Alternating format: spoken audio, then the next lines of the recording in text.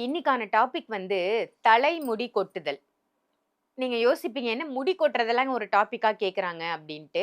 இங்க உங்களோட ஆஃபீஸ்க்கு வந்த ஒருத்தங்க தான் இந்த கொஸ்டினே என்கிட்ட கேட்டாங்க ஆக்சுவலா. அவங்க நல்லா இருந்தாங்களாம். முடி வந்து பயங்கரமா எனக்கு கொட்டுதும்மா.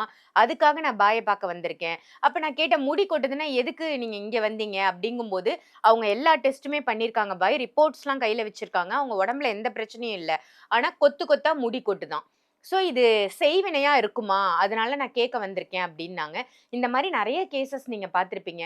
முடி கொட்டுவதால் செய்வினை இருக்குன்னு அர்த்தமா? நான் அத எப்ப உணர்ந்தேன்னா, நீங்க ஒரு ஃபோட்டோ காமிச்சீங்க எனக்கு. ஒரு 2 வாரத்துக்கு முன்னாடி, ஒரு செய்வினை வச்ச நபர் வந்து அந்த ஃபோட்டோ ஒரு உருவமே தெரியுது அந்த கண்ணாடியில.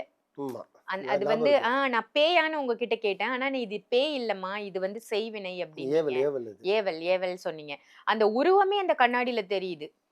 அந்த உருவம்லாம் அது நான் உங்களுக்கு காமிச்சது வந்து ஜஸ்ட் ஒருத்தவங்க எனக்கு குடுத்த அவங்க காமிச்ச ஃபோட்டோல நான் காமிச்சேன். இந்த மாரி யோசிச்சு இதெல்லாம் பண்ணி, பண்ணி அவன எதிரியாகி ஆப்போசிட்ட பழிவாங்க பண்றது தான் அந்த செய்வினை. ம். அப்ப இவ்ளோ பண்ணனுக்கு ஒருத்தன் செய்வினை பண்ணும்போது, அப்போ ஒரு மனுஷனுக்கு பித்து பிடிக்கிற மாரி நீங்க பண்றீங்கன்னா, அப்ப முடி கொட்ட வைக்கிறது பெரிய விஷயமா? பித்து பிடிக்குன்னா என்ன? அவன் உடம்புல துணி இருக்கா தெரியுமா சுத்துவான். உடம்புல துணி இருக்கிறது கூட இதோ இவ்ளோ நாள் எதுக்கு செய்வினை பத்தி பேசுறேன்னா, தயவு செஞ்சு சொல்றேன் மக்களே, நம்பளுக்கானது நம்மள வந்து சேரும். அது பொண்ணோ, பொருளோ, பதவி எதுவோ. ஆசைப்படுங்க. கனவு காணுங்க. தப்பே இல்ல. ஆனா இன்னொருத்தன் சீட்டுக்கோ, இன்னொருத்தன் பொண்ணுக்கோ, இன்னொருத்தன் பதவிக்கோ ஆசைப்படாதீங்க. உங்களுக்கானது உங்களுக்கு வந்து சேரும். கொஞ்சம் பொறுமை மட்டும் இருங்க. உங்களுக்கானது கண்டிப்பா வரும். அதுலயும் நீங்க பயணம் பண்ணலாம். இன்னொருத்தர் அவசரப்பட்டு போனீங்கன்னா, அது உங்களுது கிடையாது.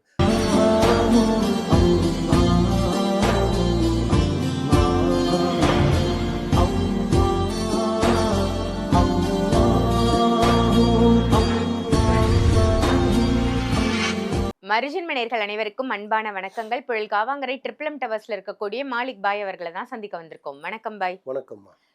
இன்னைக்கான டாபிக் வந்து தலைமுடி கொட்டுதல். நீங்க யோசிப்பீங்க, என்ன முடி கொட்டுறதெல்லாம் ஒரு டாபிக்கா கேட்குறாங்க அப்டின்ட்டு. இங்க உங்களோட ஆஃபீஸ்க்கு வந்த ஒருத்தங்க தான் இந்த கொஸ்டினே என்கிட்ட கேட்டாங்க ஆக்சுவலா. அவங்க நல்லா இருந்தாங்களாம். முடி வந்து பயங்கரமா எனக்கு கொட்டுதும்மா. அதுக்காக நான் பாய பாக்க வந்திருக்கேன். அப்ப நான் கேட்டேன், "முடி கொட்டுதுன்னா எதுக்கு நீங்க இங்க வந்தீங்க?" அப்டிங்கும்போது, அவங்க எல்லா டெஸ்ட்டுமே பண்ணியிருக்காங்க பாய். ரிப்போர்ட்ஸ்லாம் கையில வச்சிருக்காங்க. அவங்க உடம்புல எந்த பிரச்சனையும் இல்ல. ஆனா கொத்து கொத்தா முடி கொட்டுதாம். ஸோ இது செய்வினையா இருக்குமா? அதனால நான் கேட்க வந்திருக்கேன் அப்டின்னாங்க. இந்த மாரி நெறைய கேஸஸ் நீங்க பார்த்திருப்பீங்க. முடி கொட்டுவதால் செய்வினை இருக்குன்னு அர்த்தமா பாய்? நெறைய பேர் மனசுல இந்த விஷயத்த கேட்டீங்க. உங்ககிட்டயே சொன்னாங்க நான் வெளிய உட்காந்தப்போ. உள்ள வந்து என்கிட்ட கேட்க மாட்டாங்களா? நிச்சயமா. யோசிச்சு பாருங்க. ம். அது ஆக்சுவலி வந்து என்ன போய் கேட்டாங்க. அவங்க கிட்ட சொன்னத விட உங்ககிட்ட டைரக்ட்டாவே சொல்றேன். ம்.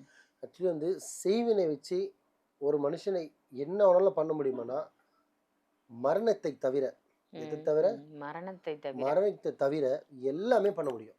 ஒருத்தர சாகடிக்க முடியாது. உயிர் படைச்சது அவன் தான், எடுக்கிறது அவன் தான். ம். ம். குடுப்பவன் அவனு, எடுப்பவன் அவனு. அதுல மாற்று கருத்தே கிடையாது. ம். அது தவிர்த்து நீங்க என்ன வேணாலும் பண்ணலாம் ஒரு மனுஷன. ஓ! மாந்திரீகத்த வச்சு, அது முக்கியமா பில்லி, சூனியம், ஏவல் இந்த 3 பொருள வச்சு ம். இந்த 3 வச்சு ஒரு மனுஷன எந்த வேணாலும் பண்ணலாம். ம். முடி கொட்ட வைக்கிறது மட்டும் ஒரு வேலை கிடையாது. ம். இன்னும் ஒரு ஒரு ஆம்பளையோட வயிறே வந்து 9 மாசம் மாரி ஆக்குறோம். ம். ம். செய்வினையால. ம். கால முடக்கி போட்டு நடக்க முடியாத மாரி ஆக்குறாங்க. ஃபிக்ஸ் வர மாரி ஆக்குறாங்க. புரியுதுங்களா நான் சொல்றது? ம். எவ்வளோ இருக்கு செய்வினையில. அப்ப முடி கொட்டுறதுலாம் ஒரு விஷயமே கிடையாதும்மா. நான் அத எப்ப உணர்ந்தேன்னா, நீங்க ஒரு ஃபோட்டோ காமிச்சீங்க எனக்கு. ஒரு 2 வாரத்துக்கு முன்னாடி, ஒரு செய்வினை வச்ச நபர் வந்து அந்த ஃபோட்டோ ஒரு உருவமே தெரியுது அந்த கண்ணாடியில. ஆமா. அது ஞாபகம் வந்து இருக்கு. நான் பேயான்னு உங்ககிட்ட கேட்டேன். ஆனா, நீ இது பேய் இல்லம்மா, இது வந்து செய்வினை அப்டின்னீங்க. ஏவல், ஏவல் அது. ஏவல், ஏவல் சொன்னீங்க. அந்த உருவமே அந்த கண்ணாடில தெரியுது. அந்த உருவம்லாம் அது நான் உங்களுக்கு காமிச்சது வந்து ஜஸ்ட் ஒருத்தவங்க எனக்கு குடுத்த அவங்க காமிச்ச ஃபோட்டோல நான் காமிச்சேன். ம், அப்ப ம். நீங்க ரியலா காமிச்சா பார்த்தா எப்படி இருக்கும்னு யோசிச்சு பாருங்க. அவ்வளதான் அரண்டறணும். ஆ ஆக்சுவலி செய்வன்ன்றது உண்மை, ஏவல்ன்றது உண்மை, பில்லின்றது உண்மை, ஆத்மான்றது உண்மை. ஆனா அது வந்து வெளி ஆளுங்களுக்கு பார்த்தீங்கன்னா, டெக்னாலஜி வளர்ந்தோனே வந்து பார்த்தீங்கன்னா, பழச வந்து மறந்துட்டாங்க. ம், இருட்டு இருட்டுதாம்மா. ம். எப்படி? அதுல மாற்றம் இல்ல. அதுல மாற்று கருத்தே கிடையாது. ம். நம்ம லைட் போட்டு தான் அத வெளிச்சம் பண்ணணும். ஆமா, ஆமா. லைட்ன்றதுனா செயற்கை. ம். இ இருட்டுன்றது இயற்கை. ஆமா. இதுதான் உண்மை. இத முதல்ல தெரிஞ்சுக்கங்க. ம், எப்படி காலைல சூரியன் வந்தோனே பளிச்சுன்னு ஆயிடுது. ம், நைட் இருளு போயிடும். ம், இதுதான் உலகம். ம். ஆனா நம்ப ஆளுங்க வந்து பார்த்தீங்கன்னா, வாழ்றதுக்காக தான் வந்து பார்த்தீங்கன்னா, நம்ம இருட்டுலேருந்து வாழ்ந்து என்ன சொல்றது? ஃபாரஸ்ட் தானே முதல்ல வாழ ஆமா. ஆரம்பிச்சாங்க. இருட்டிலே தான் வாழ்ந்திருக்கோம் காட்டு நம்ம. பகுதியில வாழ்ந்துட்டு அப்புறம் காட்டுக்குள்ள விளக்கு அந்த ஃபர்ஸ்ட் தீப்பந்தத்தை கொளுத்தி விளக்காக்கி விளக்க கரண்ட் ஆக்கி லைட் ஆக்கி இப்போ இன்வெர்டர் போயிட்டு ஸ்மார்ட் வரையும் வந்து போயிடுச்சு. ம். டெக்னாலஜி மாறிச்சு ஆனா இரவு பகல் மாறலையே. ஆமா. உண்மைதான். புரியுதுங்களா? அனைத்தும் இருக்கு. இறைவன் துரும்பிலுமா இருப்பினும் மாதிரி வந்து செய்வனை பில்லி சூனி எல்லாமே இருக்கு. ஆனா ம். தயவு செஞ்சு மக்கள் அதுகிட்ட போவாதீங்கன்னு தான் சொல்லுவேன். ம். ம். ஸோ நம்ம டாபிக் வருவோம். இப்போ நீங்க கேட்டீங்க இல்லையா முடி கொட்டுதல் அப்படின்னு ம். சொல்லிட்டு செய்வனை பண்ணி ஒருத்தருக்கு முடி கொட்ட வைக்க முடியுமானா 200% பண்ண முடியும். ஓ. ஏன்னா அது வந்து பார்த்தீங்கன்னா அவனுக்கு மண்டையில் இருக்கிற முடி மட்டும் போயிடணும்னு செய்வனை வைக்கிறது கிடையாது. வார்த்தையை நீங்க தான் கவனிக்கணும். ம்.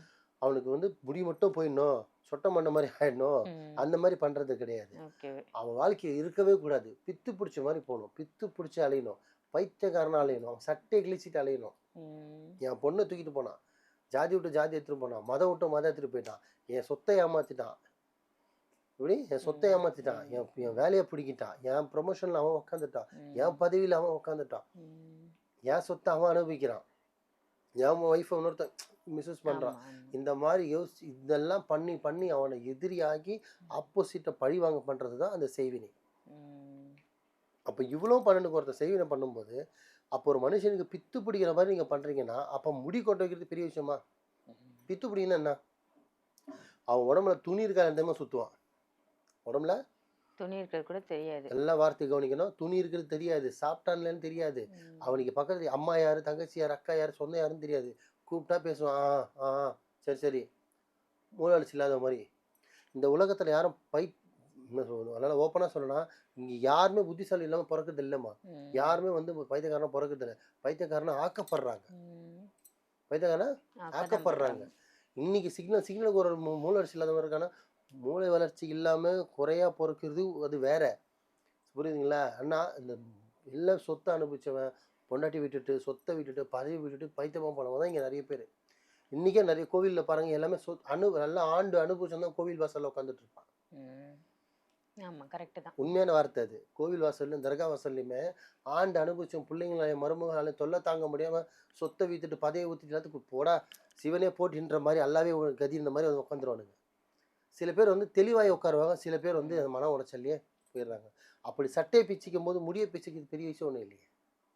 வார்த்தை புரியுதா? ம். அதுதான் ம். விஷயம். ம். முடிகொன்னா செய்வனை வச்சு முடி உதிராது. செய்வனை வச்சா உடல் பாதிக்கும். மனசு பாதிக்கும். ம். ட்ரெஸ்ட் அதிகமான ஒரு மன உளைச்சல் வரும். உடல் உளைச்சல் வரும். அவங்களுக்கு என்ன பண்றோம் என்ன செய்யறோம் தெரியாது. ம். நல்லா சாப்பிட மாட்டாங்க. தண்ணி குடிக்க மாட்டாங்க. தலைக்கு எண்ணெய் வைக்க மாட்டாங்க. சரியா அவங்கள பராமரிச்சிக்க மாட்டாங்க. அவங்கள வந்து பார்த்தீங்கன்னா ஏதோ ஏதோ நம்மளை சுற்றி நடந்துட்டு இருக்கு. ஒரு பேட் வைப்ரேஷன் அப்படின்ற மாதிரி ஆயிடும். அவங்களுக்கு முடி கொட்டும். எல்லாமே பண்ணியும் சில பேருக்கு முடி கொட்டும்.